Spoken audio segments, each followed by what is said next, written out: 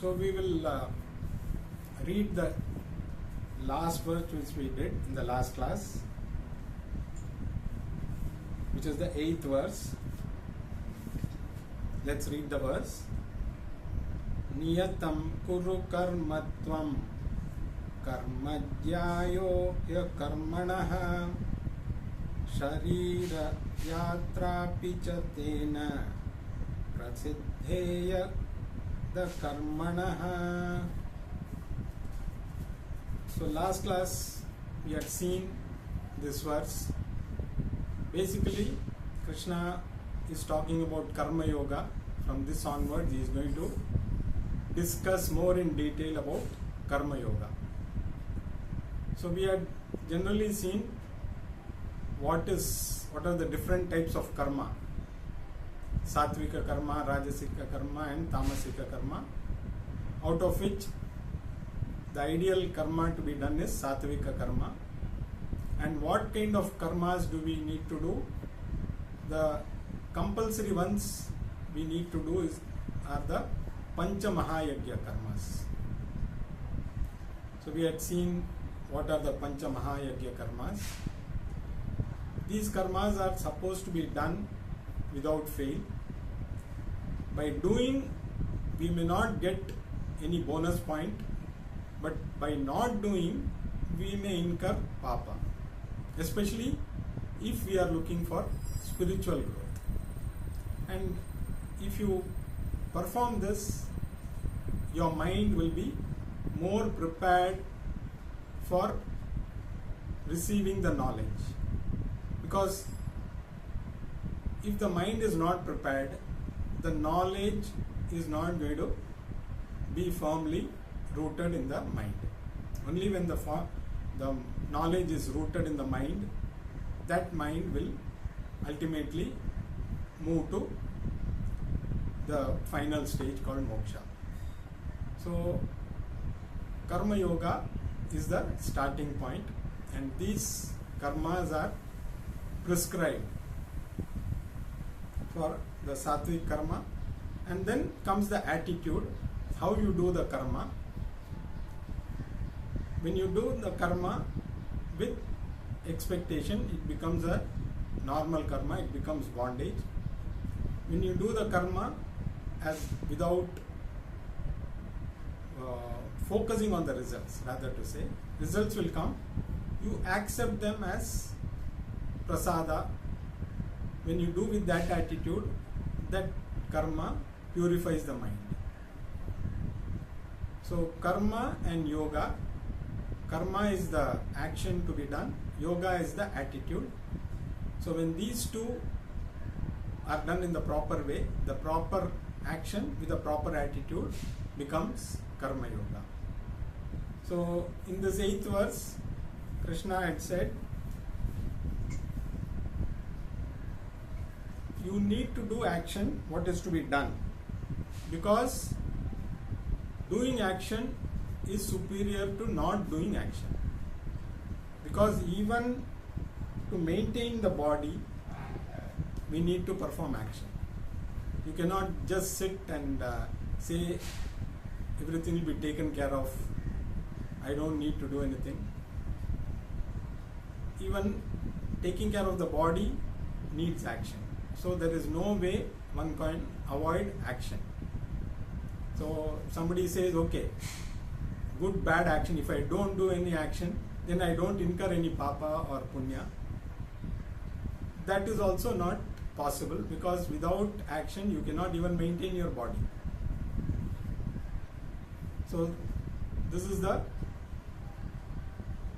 message that Krishna gave in this verse. Now let us move on to the 9th verse.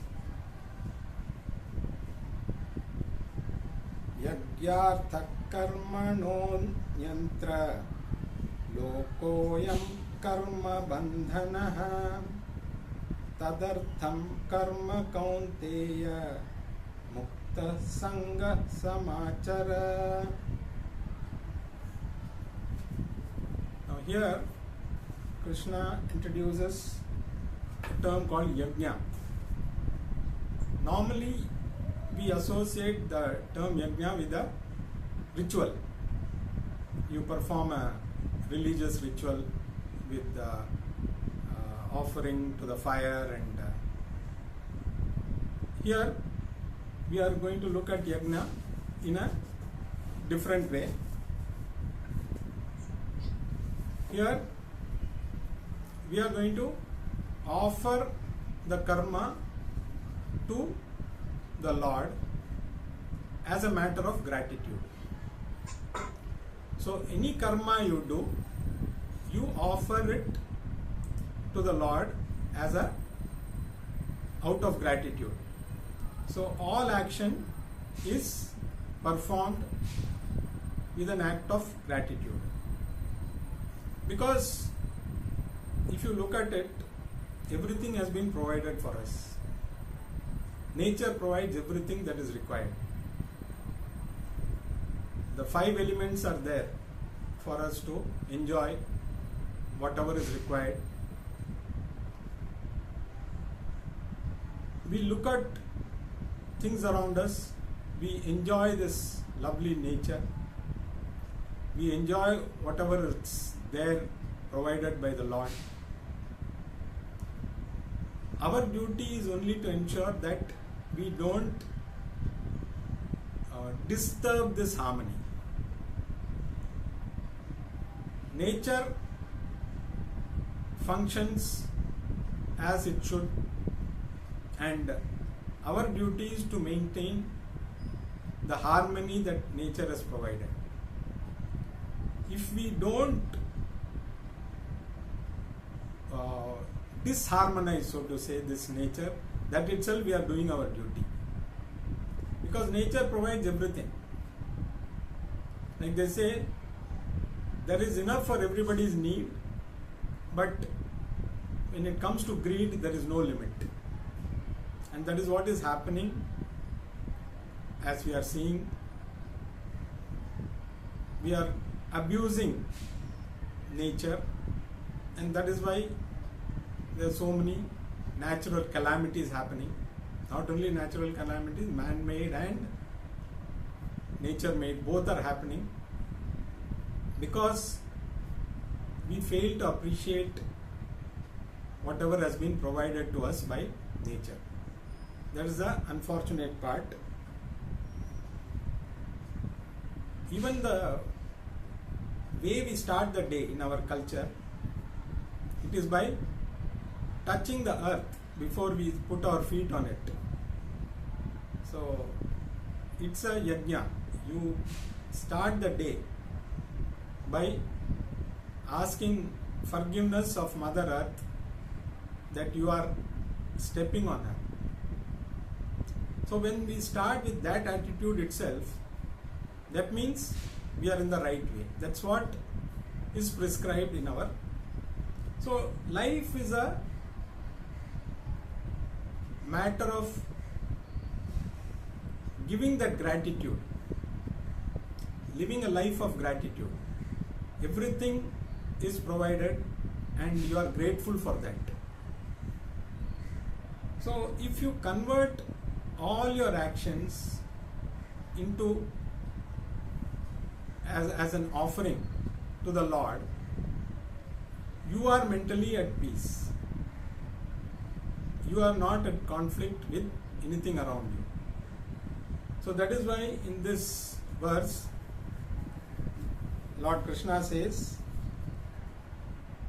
any action which is done without an act of gratitude is bound to bring bondage.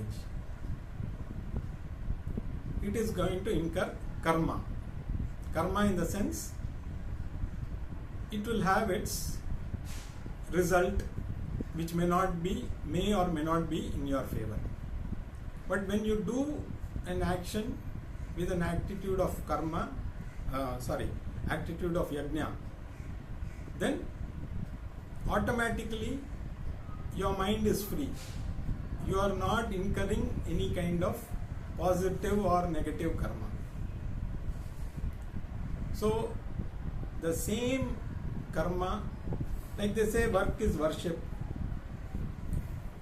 everything that we do, even in the office when we do our work, if we shift our attitude, the same work will become a yajna. It's very difficult for us to follow that because the surroundings, the circumstances all play a big role. But if we are able to inculcate this attitude of yajna, then life becomes very easy to manage because you don't have any tension. You accept the consequences. So that's what Krishna tells Arjuna.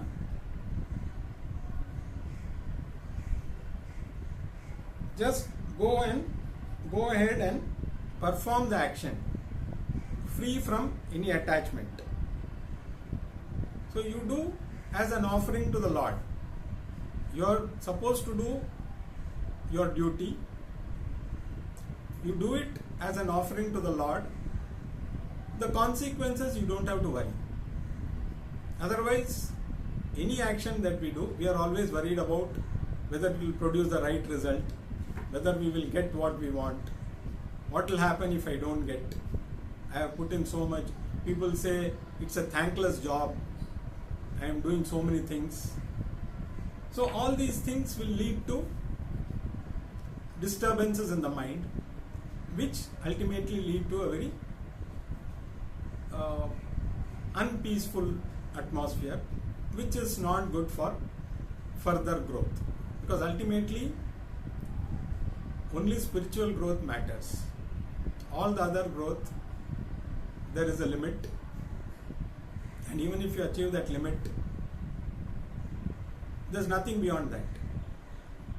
But there is no limit to spiritual growth. And ultimately it will lead to moksha, which is the goal for every human being. Whether in this janma we accept, like people say, even in our younger days, if people had talked to us about studying Bhagavad Gita, we would have said, not yet time for that. Let us first enjoy life. Once we retire, then we will look at it. But once we retire, we have so many other problems which come up. So there is a story. So there was one saint who was sitting beside the river, just sitting there. So one person came and asked him, "Why are you sitting here?" He said, "I am waiting for all the water to flow off from the river so that I can cross over." So that person said, "How is that possible? This is a perennial river, it's never going to stop." The saint said, "Yes, you are right. So we are waiting for all the problems to get over, then only we will cross the river. It is never going to happen." So we need to find ways and means to cross that river. Because if we wait, it will be wait forever for the river to empty itself.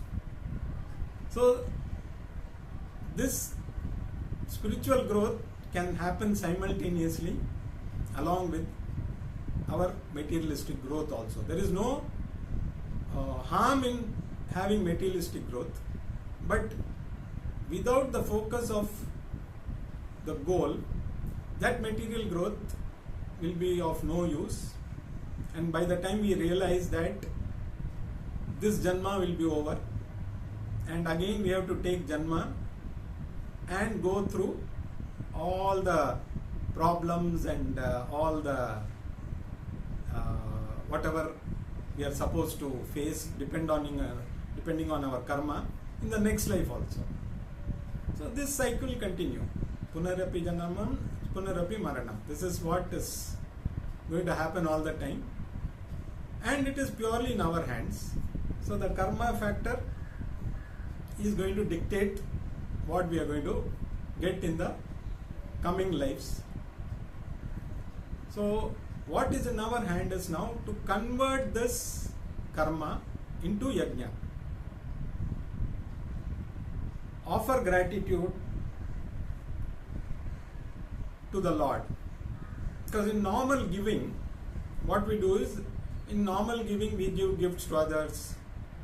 So there is a giver, there is a receiver, and there is an object. So this is what. So when we give this object, we give a gift to somebody. At the back of the mind, we also expect that person will reciprocate someday. In fact, in weddings, they write that moi, how much you have given, so that when you reciprocate, you look at that, okay, this person had given 100 rupees, so I have to reciprocate that. So all such things, good. I mean, giving gifts is good, but depends on with what attitude you give. In yajna, there is a fourth aspect, there is an altar. When we do a yajna, the oblation to the Lord is through a medium called Agni. Generally so similarly, we can offer all the action that we do as an attitude of as a gratitude to the Lord. So automatically you don't expect anything. You don't expect the Lord will take care of you. You don't if you do a yajna, there are kama karmas also, kamya karmas, where you do a karma to get something, like putra kameshti yaga or any other. There are kamya karmas which are done with a result. But when you do every action with an attitude of giving, see, even you can offer your breath also.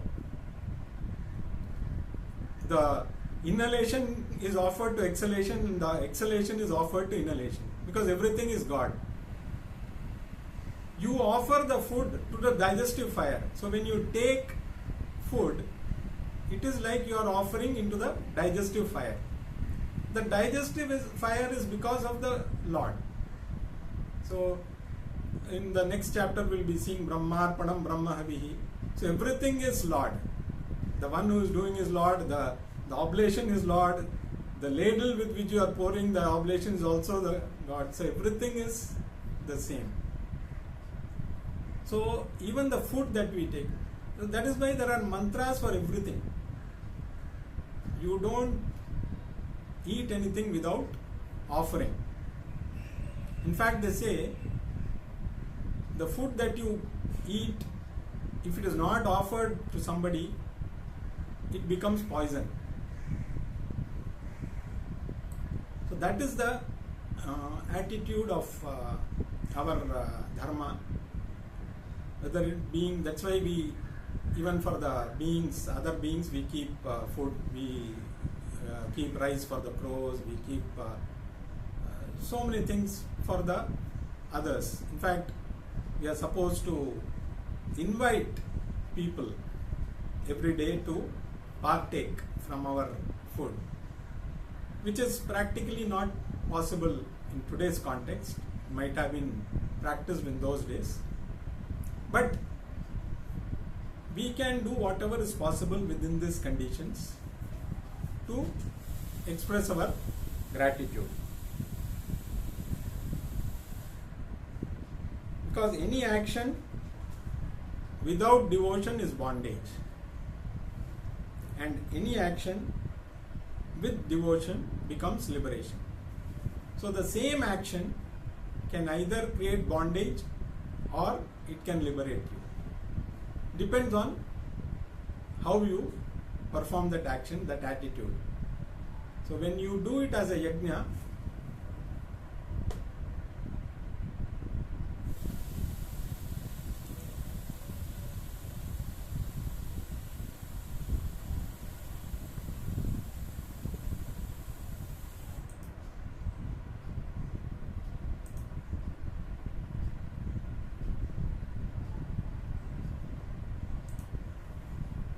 I think the net connection went off for a while. Okay. So when you do any action with that attitude, automatically the mind gets purified, and the more the mind is pure, once you gain the knowledge, it leads to liberation. But the first thing is to purify the mind, because without purifying the mind, knowledge will not help. You can read or you can attend all the classes, everything can be done. You might have understood to an extent also, but when it is needed, that knowledge will not work because the mind is not ready. And the mind gets ready only when you prepare it. And preparation is karma yoga. So basically in our culture we don't expect appreciation from anybody. It's taken for granted. At the same time, it is not that you should not. I don't expect appreciation, but it is my duty to appreciate. So if the wife is cooking, if the husband, if she expects that every time you cook something, the husband should appreciate, it is going to be disappointment. At the same time, it is the duty of the husband to appreciate. Not only husband, wife, everybody around us. If we do something with the appreciation in mind, definitely we are going to be disappointed and disturbed. So we do our duty. There is nothing called a thankless job. Every job you do it, you thank the Lord for having given the opportunity to do that work. Others, it is their duty also to appreciate. So you need not demand. If you demand appreciation, it is not in any way going to help you. But when you do your work with that attitude, appreciation will follow automatically. That is why in our culture we don't thank everybody for everything. Like in Western culture, it's not bad. It's not that what they are doing is bad, but it is all because of our attitude. But nowadays we have also started expecting appreciation from our own family members also, leave alone from people outside. And that is one reason why we have disharmony in the families also, because we don't get what we expect, which leads to disturbance, which leads to ultimately disharmony. So do your work. Don't worry about the appreciation. If it comes, it is an extra benefit. If it doesn't come, you have done your duty, you have done it as an offering to the Lord, you have nothing else to do. So this is what Krishna is trying to convey about Karma Yoga. Karma Yoga is nothing but treating life itself as every action as a gratitude to the Lord. Because a mind which is grateful will always be humble. So humility comes on its own.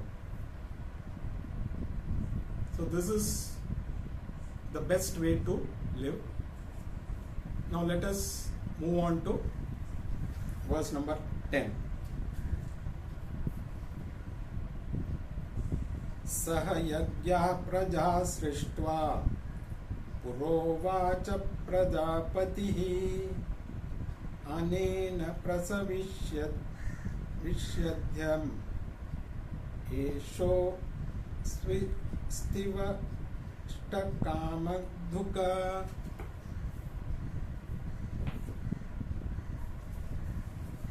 Now here Krishna says, when Prajapati, Lord Brahma, created this world, he also gave yajna along with it. It is up to you. The yajna means in the form of Vedas. So Prajapati, Brahma, when he created the world, he gave the manual also. So like every product when we buy, the manufacturer gives us a manual which tells us how to use the product in the best way. Because there are a lot of features in the product which we may not use, or we may abuse certain features also without actually knowing the best way. So once you read the manual, you know what is the best way to use the product. Similarly, the Vedas are the manual which Prajapati has given at the time of Srishti. It is handed over to the human beings, not to the animals. You don't see monkeys or dogs or other beings going around with the Vedic knowledge, because they are all programmed. They just follow the law of nature. They don't violate nature, unless human beings, because we have been given the free will, the choice to do what we feel is right, and at the same time what is right is also prescribed. So it is our duty to do what is right. It gives responsibility to the human beings to live the right way, so that you protect the harmony of nature, take care of all the beings. So this is what is our dharma all about. Taking care of everything around you. It is not just taking care of yourself. It's the duty of human beings to also take care of the environment. So we don't have any specific tiger preserve this thing going on, or environment protection and all that. It's all built in. You don't have to do anything specifically. Now, because we are destroying, we are trying to now seeing the reverse aspects, adverse aspects. We are now trying to do some patchwork and say, okay, we will do this to protect this. So save the tiger campaign. So all this because we have destroyed it. Otherwise nature will take care of itself. I believe there is a type of rodents called lemmings. They know how to control their population. So when they feel that their population is going beyond what is good for nature, some of them kill themselves. The ones who feel their excess, they sacrifice their life so that they maintain the cycle. Here what we do is we kill others and maintain that. We don't sacrifice ourselves. Okay, you kill a few people and maintain that. So that is what is happening. Unfortunately, that is the truth today. But if we go by the manual, the Vedas, we will not abuse nature, because this yajna is all built in. And Krishna says it is like the cow Kamadhenu. The yajna is like a Karma Yoga is like Kamadhenu. You can get anything you wish. Kamadhenu is the cow, or the mythical cow, which is supposed to give anything you want.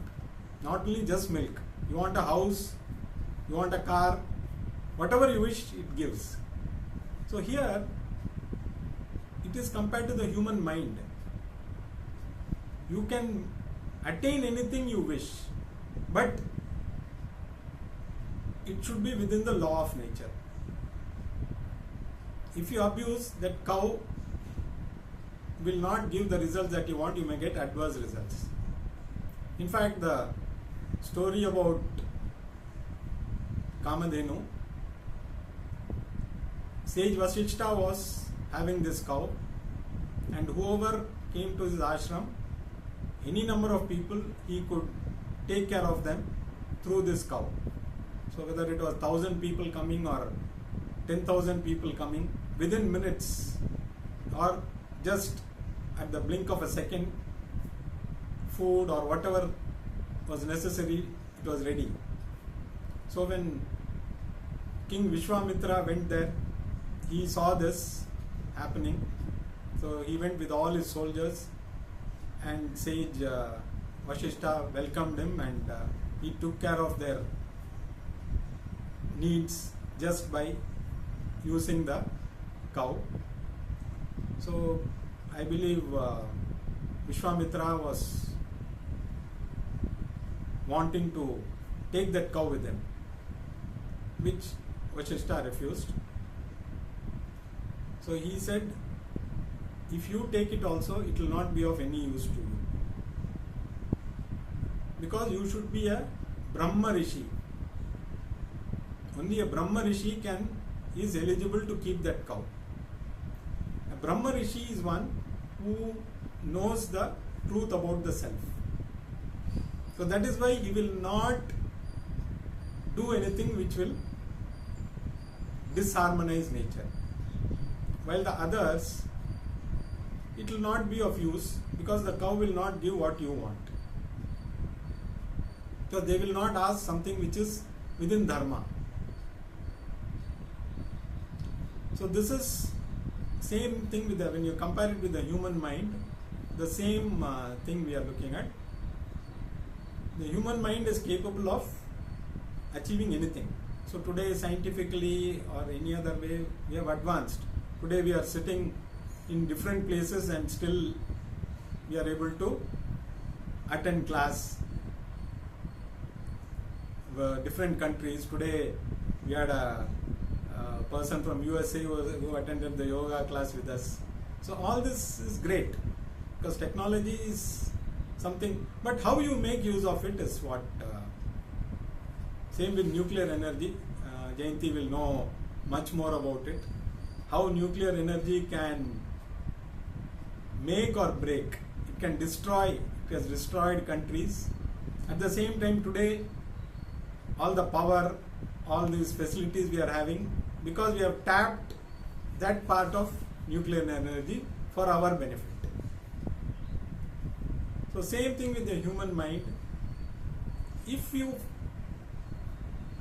do karma yoga or you do yajna, basically karma yoga and yajna is the same.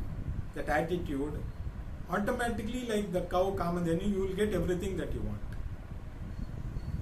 But if you do it with a different attitude, expecting results that are based on your likes and dislikes, definitely it is going to lead to doom. Over a period of time, everybody will be doomed. People think, okay, I'll escape, let the others go to hell. Some event happens, everybody is doomed. So we cannot, in fact, there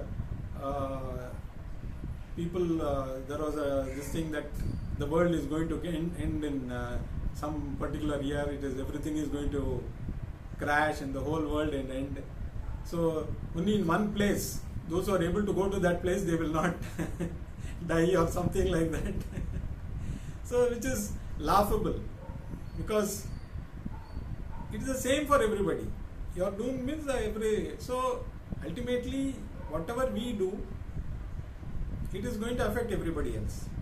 So the more people lead the life of yajna, karma yoga, it is going to benefit everybody around. So in fact, another story of Swami Chinmayananda. So there was a group of people who could not bend their hands. So there was food placed in front of them and they were asked to eat. So they were divided into 2 rooms. In each room there are a few people, and the only condition was they could not bend their hands. Their elbow was straight. So one room they saw the people were so miserable, they were hungry, but all the best food in front of them, but they could not eat. They went to the other room, they saw each one was feeding the other. So without bending your hand, you can feed the other. So you can stretch your hand, take the food and just put it in somebody's mouth. So the same situation, how two different sets of people handle. In fact, in our culture, there is nothing called competition. This has become part of us because of Western influence. Competition leads to lot of disharmony. Our key word is cooperation. It helps everybody. Competition destroys everybody. We may say, okay, competition makes people work better. Yes, to some extent yes, but ultimately it destroys everybody, because you always want to be one up on somebody else in competition. So that is why you see even in events like Olympics and all that, people take to drugs. People take drugs to enhance their...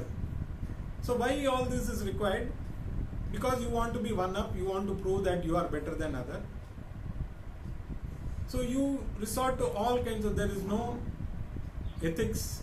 You resort to all kinds of means to win. And this happens in every aspect. So if it is about cooperation, you enjoy when others win also you enjoy.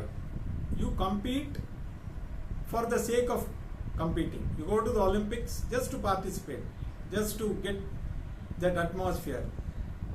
Whoever wins, clap for them.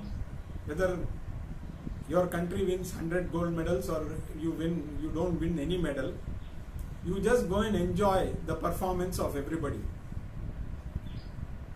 You go to a music program, you go there to enjoy. Whether you can sing or not doesn't matter. You enjoy the performance of others. So you need not compete, oh I am going to sing better than that person sings better than me. You enjoy everybody's performance. So that is what is our culture. And the more we follow that, life will be harmonious. So that is what Karma Yoga is all about, bringing harmony. Harmonious mind is always samatvam, it is equanimity is achieved, and that mind is ready for liberation. So this is how Prajapati himself has designed this world. It is inbuilt, all these are part of our Vedas, which are the manual for us. If we stick to those, life will be harmonious and ultimately you achieve liberation. So we will continue further in the next class.